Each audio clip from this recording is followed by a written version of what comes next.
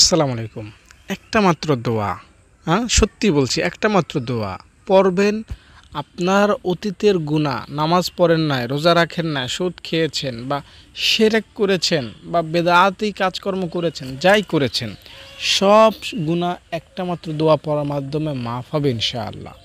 তাই আপনি এই গুনাহগুলো মাফ করানোর জন্য দোয়াটা বিশেষভাবে যত্ন করে শিখুন এবং দিলের গভীর থেকে, অন্তর থেকে পাঠ করুন। বাকিটা আল্লাহ করবেন, মানে আপনার গুনাহ আল্লাহ ইনশাআল্লাহ, যদি আল্লাহ চান, মাফ করে দিবেন খুব সহজে, অল্প টাইমে ইনশাআল্লাহ। দর্শক, আমরা অনেকেই নামাজ পড়ি নাই, ভুল করেছি, তাই বলি এখন আমরা জাহান্নামে যাব? না না না না না, এটা তো হতে পারে না। অনেকেই ভুল করে ব্যভিচার, জেনা, অশ্লীলতা, মিথ্যা, অহংকার এগুলোতে জড়িয়েছি, তাই বলে আমাদের এখন ক্ষমার কোনো সুযোগ নাই? না না না না, এটা কিন্তু না।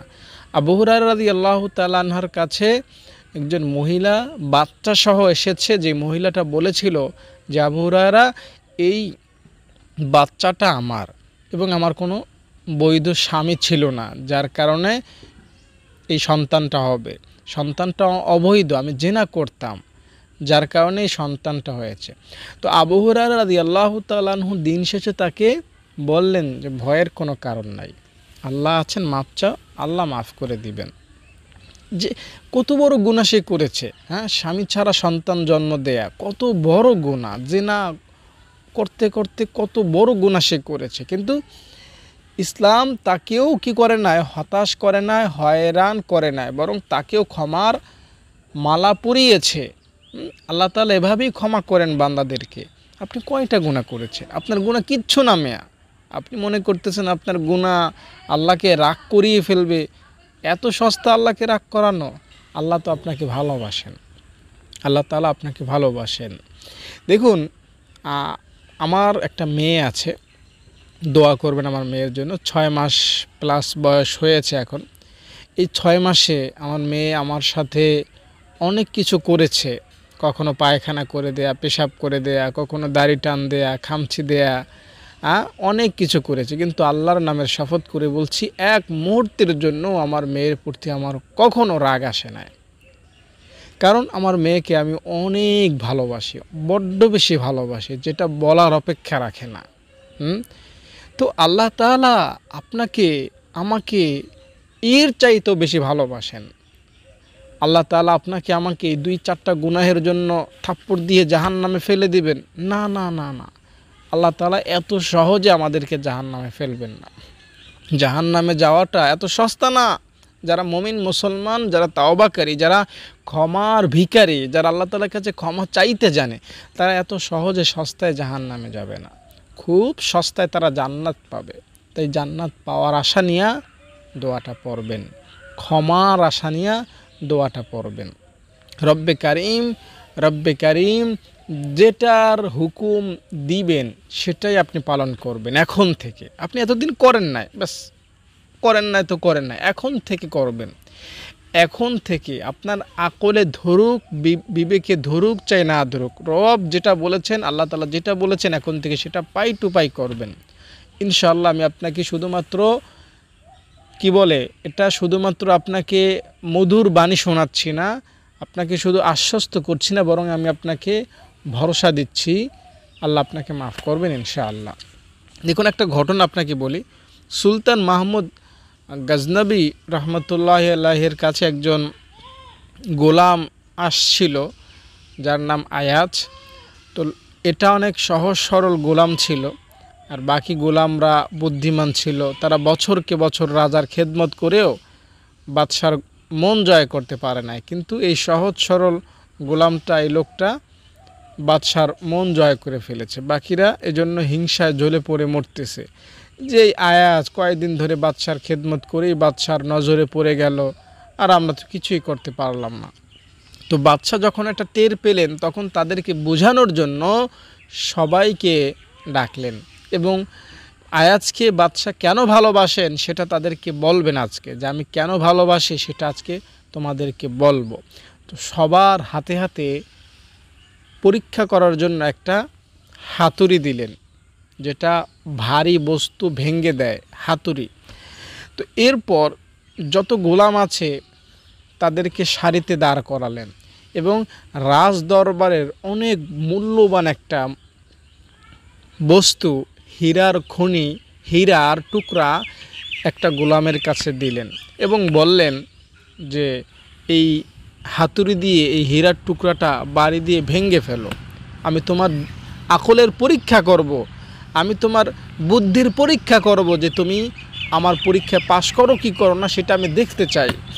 তো যখন বাদশাটা বললেন, ওই গোলামটা বলল যে বাদশা তো পরীক্ষা করতেছেন যে না এটা তো ভাঙ্গা যাবে না, তাহলে তো আমি বোকা হয়ে যাবে, এটা বড় একটা জিনিস, হ্যাঁ বাদশা আমাকে বোকা বলবে, না এটা ভাঙবো না। বাদশাকে বললেন, না বাদশা আপনি হুকুম দিলেই কি আমি এটা ভাঙতে পারি, এটা তো অনেক মূল্যবান একটা জিনিস।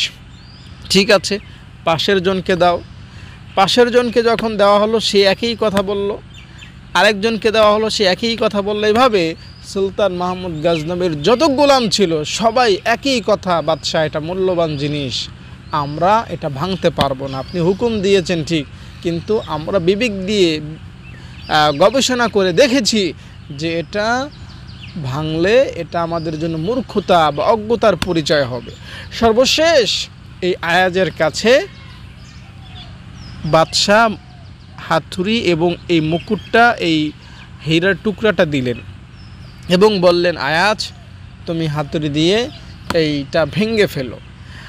আয়াজ তাদের মতো না ভেঙে বাদশার কাছে ওটা ফিরিয়ে দেন না, বরং বাদশা যখনই হুকুম দিলেন অমনি এক মুহূর্ত দেরি না করে একদম হাতুড়ি দিয়ে ওই কোটি কোটি টাকার মূল্যবান জিনিসটা ভেঙে ফেললেন।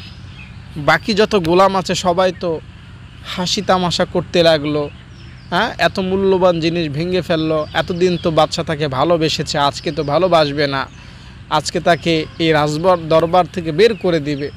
তো এটা তারা ভাবতে লাগলো। বাদশা তাকে জিজ্ঞেস করলেন যে আয়াজ তুমি কি জানো না এটা অনেক মূল্যবান, কোটি কোটি টাকার মূল্যবান জিনিস? আয়াজ বললেন, হ্যাঁ বাদশা আমি তো জানি এটা অনেক মূল্যবান জিনিস, তাহলে ভাঙলা কেন? তুমি কি মূর্খ, তুমি কি অজ্ঞ, তুমি কি বুঝো না কিছু? তখন আয়াজ বলল, বাদশা আমার কাছে এটারও অনেক মূল্য আছে, আর আপনার আদেশেরও মূল্য আছে। আমি দেখেছি এই হীরার টুকরার মূল্যের চাইতে আপনি যে আমাকে আদেশ করেছেন, আমাকে হুকুম দিয়েছেন এটা ভাঙ্গার, সেই হুকুমের মূল্য, সেই আদেশের মূল্য আমার কাছে হীরার মূল্যের চাইতে অনেক গুণ বেশি, এ কারণে আমি এটা ভেঙে ফেলেছি। তো এজন্য আমাদেরকে আল্লাহ তাআলা হুকুম দিয়েছেন নামাজ পড়ার জন্য। এই নামাজ পড়তে গিয়ে যত কিছু বাধা হয়ে দাঁড়াবে সব কিছুকে ভেঙে ফেলতে হবে, তাহলে রবের কাছে আমরা প্রিয় হতে পারবো।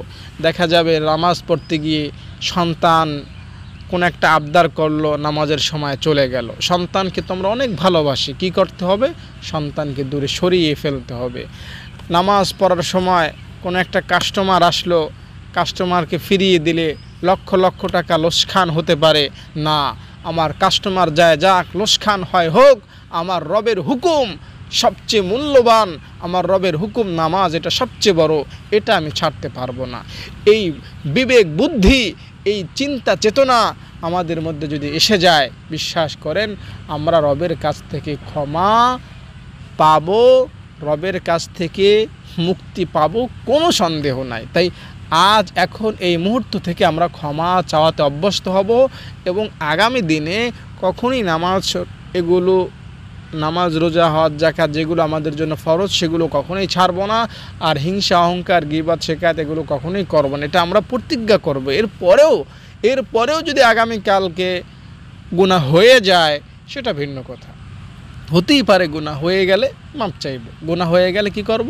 মাপ চাইব। আল্লাহ তাআলা আমাদেরকে ইনশাআল্লাহ মাফ করে দিবেন এবং আমরা অবশ্যই সহজে কোনো গুনাহে জড়িত হব না।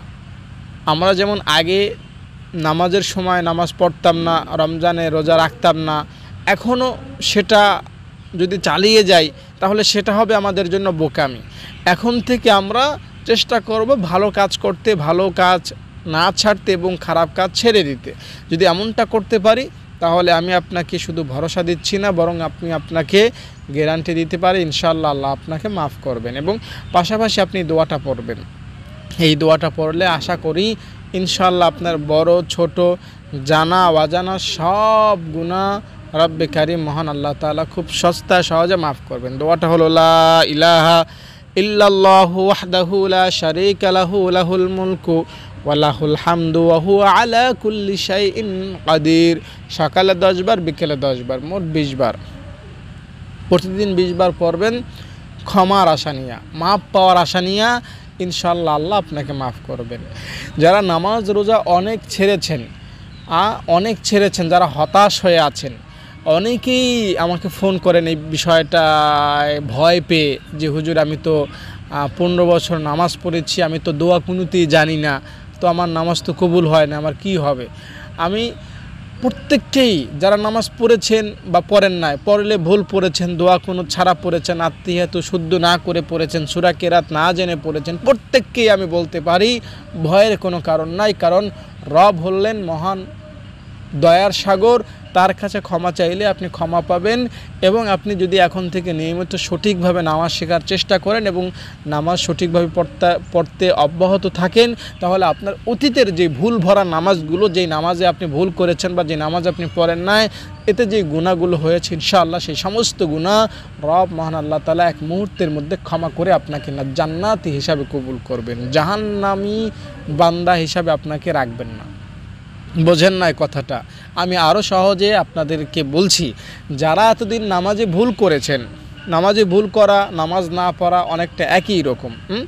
তো এই গুনাহ যারা করেছেন, আপনারা এখন থেকে নামাজ সঠিকভাবে শিখবেন। এমন না যে আপনি আজ থেকেই শুদ্ধভাবে নামাজ পড়তে হবে। দেখবেন একটা জাহাজ যদি খুব দ্রুত গতিতে চলে, সেটার ইঞ্জিন বন্ধ করার পরেও কিন্তু অনেক দূর পর্যন্ত চলে যায়। ট্রেন বন্ধ হলেই, ইঞ্জিন বন্ধ করলে ট্রেনটা থেমে যায় না, অনেক দূর পর্যন্ত যায়, ঠিক না? যদি হঠাৎ হার্ড ব্রেক করা হয় তাহলে অ্যাক্সিডেন্টের সম্ভাবনা থাকে। তো আমরা এতদিন ভুলভাল নামাজ পড়েছি, হয়তো নামাজ পড়ি নাই। তো এখন এই মুহূর্ত থেকেই একদম সঠিক বিশুদ্ধভাবে 100% নির্ভুলভাবে নামাজ পড়া কিন্তু সম্ভব হবে না।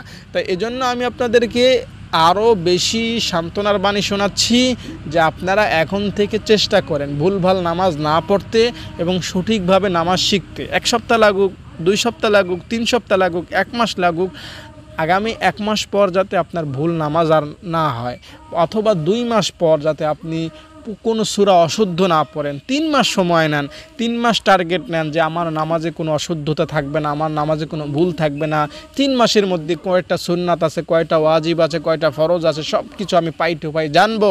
এবং 3 মাস পরে একজন হুজুরের মতো করে আমি সব কিছু জেনে বুঝে নামাজ পড়ব। কোথাও ভুল হয়ে গেলে কি করতে হবে, কোন ভুল করলে কি করতে হয়, কোন ভুল করলে নামাজ হয় না, কোন ভুল করলে নামাজ হয়ে যায়, তো এগুলো আমি 3 মাসের মধ্যে জানবো। এবং 3 মাস পর আমি প্র্যাকটিক্যালি এগুলো আমল করব, প্র্যাকটিক্যালি শতভাগ বিশুদ্ধতার সহিত নামাজ পড়ব। এই টার্গেটটা আপনি নেন, ইনশাআল্লাহ আমি আপনাকে শুধুমাত্র সান্ত্বনা শোনাচ্ছি না, আমি আপনাকে ভরসার বাণী শোনাচ্ছি। রব মহান আল্লাহ তাআলা দয়ালু। আপনি যখনই এই রকমের একটা প্ল্যান করবেন, দিল থেকে, মন থেকে, অন্তরের গহীন থেকে একটা প্ল্যান প্রোগ্রাম করবেন যে হ্যাঁ আমি 3 মাসের মধ্যে এটা করবই করব, এটা যদি দিল থেকে মন থেকেই করেন, তো আমি আপনাকে বলতে পারি আল্লাহ তাআলা আপনাকে ইনশাআল্লাহ মাফ করবেন, আল্লাহ তাআলা আপনাকে দয়া করবেন। তবে 3 মাসের প্ল্যান করে 6 মাস নেবেন না, 1 বছর নেবেন না। কারণ 1 বছর 6 মাস আপনি বাঁচেন কি বাঁচেন না সেটার কোনো গ্যারান্টি কিন্তু নাই। তাই বেশি সময় দেবেন না, যত দ্রুত সম্ভব নামাজকে সহি করুন, যত দ্রুত সম্ভব নামাজকে ধরুন, যত দ্রুত সম্ভব সব কিছু জেনে বুঝে নামাজ পড়ুন। ইনশাআল্লাহ আমাদেরকে আল্লাহ তাআলা তাহলে মাফ করবেন, আমাদেরকে আল্লাহ তাআলা একই সাথে জান্নাতে প্রবেশ করাবেন।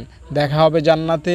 আপনার জন্য দোয়া করি, আমার জন্য দোয়া করবেন যাতে আমরা প্রত্যেকটা মুমিন মুসলমান জান্নাতে অবস্থান করতে পারি, কেউই যাতে আমরা জাহান্নামে না যাই। দেখুন, জাহান্নামে গেলে নবীজির অনেকটা কষ্ট হবে, তাই নবীজিকে আমরা কষ্ট দিতে চাই না।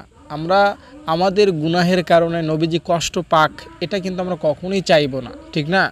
তো আমার অপরাধের কারণে আমার বাবা লজ্জিত হোক, এটা কিন্তু আমরা কখনোই চাইব না।